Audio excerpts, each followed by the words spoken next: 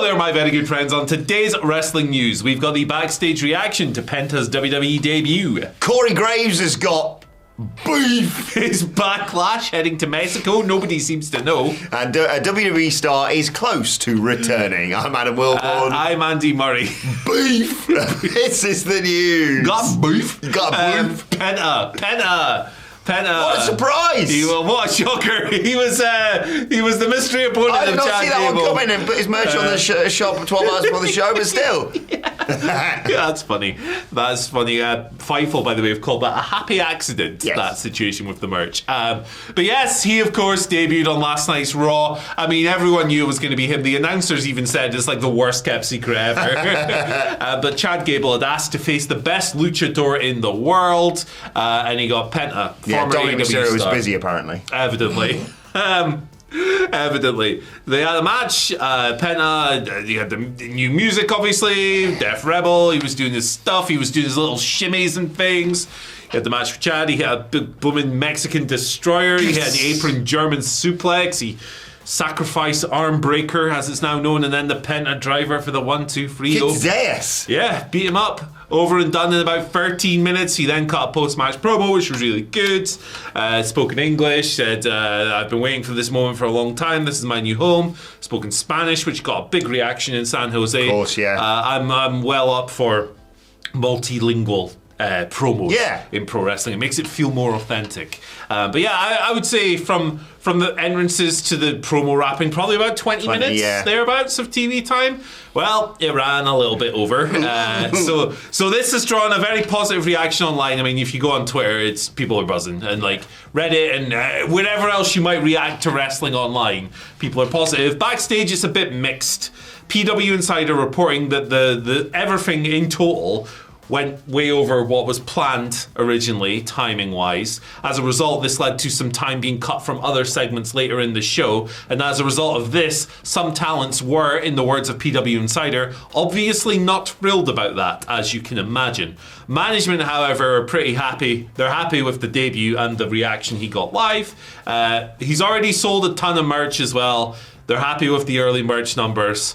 I mean, they've got like a 12-hour head start, as you mentioned, on all of that. So there's one thing that confuses me about this, right, is that they're on Netflix now and they don't have a hard out. Yeah. So why are they cutting time from other segments? That's a really good point, because like on the other shows, you go, oh, well, why didn't they just go over on New Year's Eve or whatever? Because we're watching on Netflix, but obviously that's on normal telly elsewhere. Yeah, they don't have to pay Netflix anymore, do they? Yeah. It's beneficial to them as well, presumably because of watch time, although don't get carried away with that, WWE. I don't know, maybe they just wanted to set a rule of like we only go way past 3 hours on really big occasions, or if something goes drastically wrong. Yeah, I was a bit confused by all that, but it's one of those. I can understand talent being annoyed because like my time's been cut, the usual sort of ramifications of this sort of thing. But I think WWE will probably excuse it as long as it doesn't become a regular thing. Like you say, you kind of want to get everything in against Chad Gable. It's the best match you can have straight out of the gate, obviously. Wrestling someone like him who just flies around for you. And, you know, maybe he'd planned to do his promo in a shorter time but didn't expect the reaction he got, or just got overwhelmed by it all. I mean, what was it, 10,000 people, wasn't there? Yes, there was at least 10 people there. Yes. I counted them. That's like...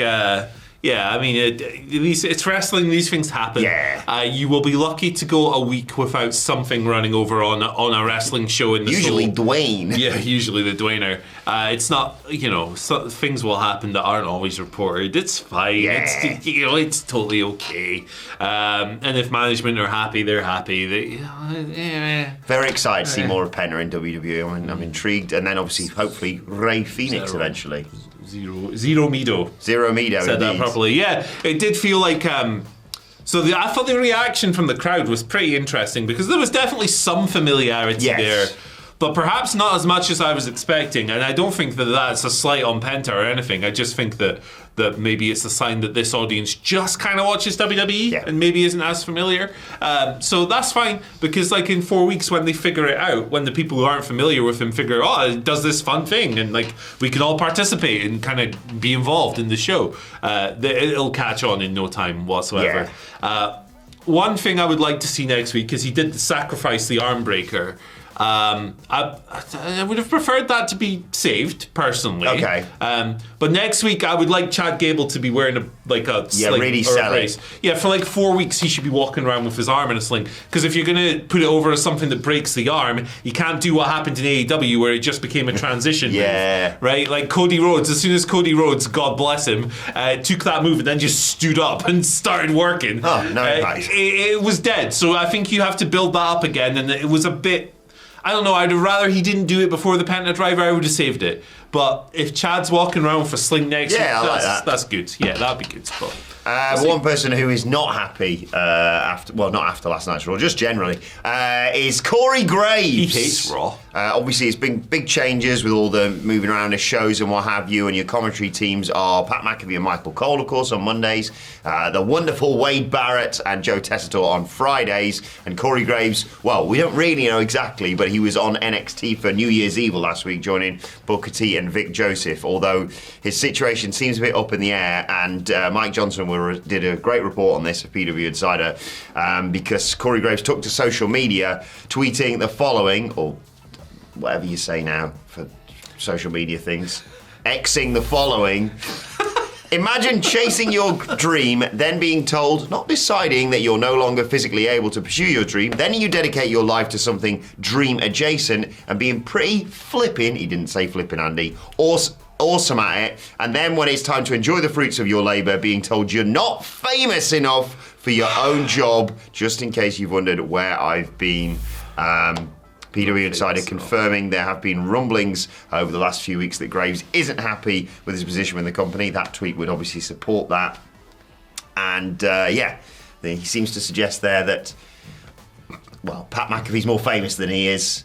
So he gets on TV. So out you go, sort of thing. I don't know if he's going to be on NXT as the third man in the booth going forward. Third man between Vic Joseph and Booker T. I think I'd rather not do anything. Yeah, I'd rather sit at home. Yeah. WWE Vault commentary or something, I don't know. Yeah, so to me, right, reading between the lines, it sounds like he's been told when McAfee's available, he's going to be on the show. Yeah. Or when he's doing his college game day or whatever it is on ESPN, we might bring you back up. I can see why he'd feel a bit hurt by this, to be honest. He had wrestling taken away from him, his concussion issues, and he couldn't pursue that anymore. And then he slipped into the announce role initially in NXT. He was very, very apt at that. I've got really itchy snoot. I need to trim my nose hair, Adam Wilborn. I hate it. You needed to know that. He was very good, very quickly. People really took to that early announce team down there. He got moved up. He was very emotional. I remember his final NXT call. He was tearing up while he was saying, "Hey, I cut my teeth here. It's been awesome, but I'm moving up," all that stuff. And he's done a decent job on the main roster as well. Sometimes he's a little bit smarmy. But when he's playing a heel, that works. Yeah. And he's clearly given his all to do this. He's a very... I see him as a very loyal company guy, at least outwardly, and to get kind of bumped off for a former NFL punter who has the energy of a newly born puppy that's eating your dad's bag of Skittles. I don't know whether your dad's bag of Skittles, but they are. Yeah. Ask no questions. I can see why he'd be a bit miffed by that. Ultimately, for me, look, I don't buy this argument that casual fans are going to be hooked by celebrities and stuff. I don't buy that at all. Certainly not on commentary. Yeah. Like who's sitting there and seeing The Undertaker ride his motorcycle around the ring and going, yes, I will tune in every week now. Number one, those people aren't there every week, so they're not reflective of what people will be watching. Number two, surely the best advertisement you can get is a really strong product. Yeah. And to me, if you want a really strong product, you put the best commentators, you put the best people in the positions that they are best at. Right? To me, Joe Tessitore is the best announcer. Like, he's my favorite in WWE. Yeah, he's fantastic. Michael Cole, absolutely. The face of WWE commentary for the past 20 years. After that, I see the argument for Tessitore and Barrett being a combo. They have really good chemistry. It works so well. But to me, Pat McAfee is absolutely useless. And I don't know. I would rather fill my ears with rusty nails than listen to him do commentary. So I feel for Corey Graves here. Yeah, is what I'm saying. I like Pat McAfee a lot more than many other people at WhatCulture. Me. I think Dudley's hate him as well. But I also think... is he good enough to excuse someone who's just so good at the ins and outs like Corey Graves is. Like, I think I'd prefer my Pat McAfee on special occasions. Yeah, I think, yeah, and that may not be enough for Corey Graves, because again, that is just sort of a heart. But like, you don't get to do the really fun stuff. We'll save that for Pat McAfee. Yeah, but I don't know. Yeah, it does seem a bit off for him to suddenly be like, right now we're on Netflix. Piss off. Yeah. You can do New Year's Evil, and then we'll just keep you doing, pre-shows or whatever. Yeah, absolutely. Velocity. It seems a bit rough, and I see where he's coming from. Yes, Pat McAfee is more famous than him. Nobody can dispute that. I just don't think that fame over ability is the best way to hook new viewers. I don't buy it. No. You know what he could do? He could join the Mexican commentary Oh, there we go. Why not? Segue. This was a bit confusing yesterday. Is Backlash going to Mexico? Oh, is please. The question. Please. Bad Bunny seems to think so. Oh my God. He's coming back. The Booker man, he books WWE events. But yeah, Bad Bunny, he did an interview with Rolling Stone. And he was asked, what was it like to bring Backlash to Puerto Rico? He said, what can I tell you? It was nice. We were there until we could bring WWE to Puerto Rico. And man, I actually feel like it was good for them and for everyone. It was awesome. It was great. One of the best crowds. Because I saw that last year, Backlash was in France. Now it's going to Mexico. WWE saw that it worked. Well, not to pour cold water on this, but PW Insider quickly reported the following.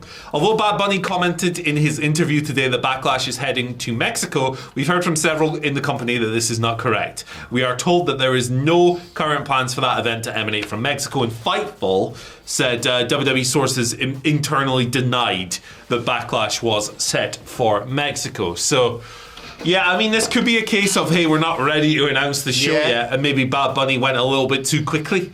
WWE were like, whoa, slow down. Yeah. We've asked you questions about this. I mean, you could tell everybody. Slow down, rude rabbit. We're not quite there yet. What's another word for a bunny that isn't a rabbit? I don't know. Hairy hair. That's rubbish. This is a terrible segment. But yeah, it doesn't sound like the Mexico thing's true as of yet. I would like to see it. I would love to see it. Yeah. I don't know whether, like you say, whether it's one of those things where they've gone, let's say we did Backlash in Mexico, Bad Bunny, would you be available? And he said, yeah, cool. And then it's just stayed in his brain for the Rolling Stones interview. Or he's gone into business for himself and he said, if I say it's in Mexico, they have to go there. Either way, I don't care. So long as Bad Bunny's in the ring, I want him back. Well, I hope he's back for WrestleMania, to be honest. Yeah, that'd be good. He's bum, bum, bum, bum, bum, bum, bum, bum, and he'll have a good entrance, as you just said. I love Mexican crowds. Like, I really love watching the Arena Mexico crowds for CMLL on Fridays. It's a unique crowd that might not necessarily be reflective of other like if WWE went there, it might be a bit different. Yeah. Because that show on a Friday, number one, CMLL owns the arena, so I don't think WWE's running Arena Mexico. No.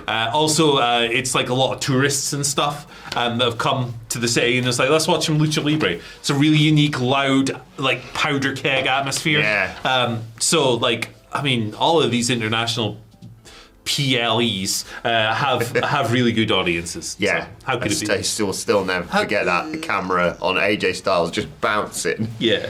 Like, Jesus. What's going on? Like, would you rather have the pay-per-view there or in, like, I don't know, Plum Hub, Wyoming? Little Cock, Arkansas. Yeah, Little Cock, Arkansas.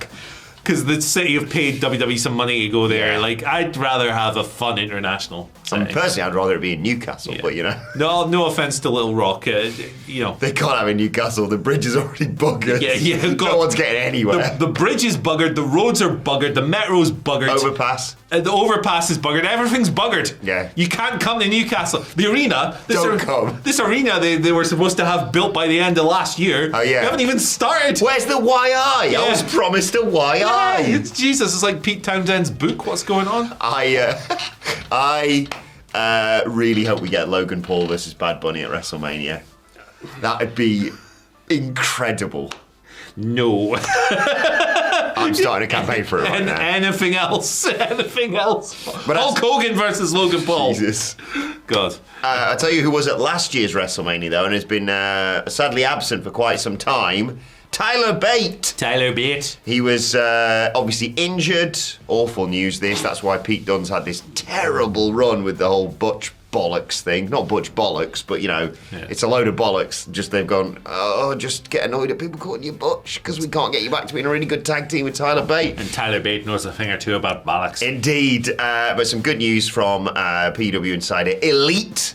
They say that Tyler Bate is close to being cleared from the pec tear he suffered last summer, and he is set to rejoin the Raw roster. Yeah, I mean, shockingly, I've not really enjoyed the Pete Dunne direction recently. Me neither. Not my tempo, as J.K. Simmons might say. I need to learn how to do his little hand gestures in that film. It's really good. Yeah. Are you rushing or were you dragging? Throw the drum at his head. Why not? Pete Dunne's not had the best creative while Tyler Bate's been away. I liked some of the Sheamus stuff. Yeah. But that was a while ago now. So the best position for these two is together, I think, for the foreseeable future. And we'll see what they can do. This, tag divisions have been a little bit stronger over the past couple of months at the very least. So it'll be interesting to see if that continues while they're back in it. I've enjoyed having the War Raiders back on Raw. I think there's some good matches to be had for Pete Dunne and Tyler Bate. I'm glad he's recovering from the pec tear, and I'm looking forward to seeing him back in the ring. Just got to make sure he doesn't get his... What's the exact phrase? Bait your bloody bollocks in, Tyler Bate. If you spend more time curling dumbbells than curling your mustache. Oh, gosh. I know what the size of that mustache is going to be since he's been away. He's been working on that. He's going to look like Dutch Mantel. Let's go. Well, let us know who you'd like to see Tyler Bate face when he's returning, and let us know your thoughts on everything we've discussed in the comments section below. Don't forget to like, share, and subscribe. And, of course, you can check out this video right here. 100 greatest Royal Rumble moments. You know you want to go on. Watch all Click 100 it. of Go them. on. Tickle the button. Woo. Bye. Bye.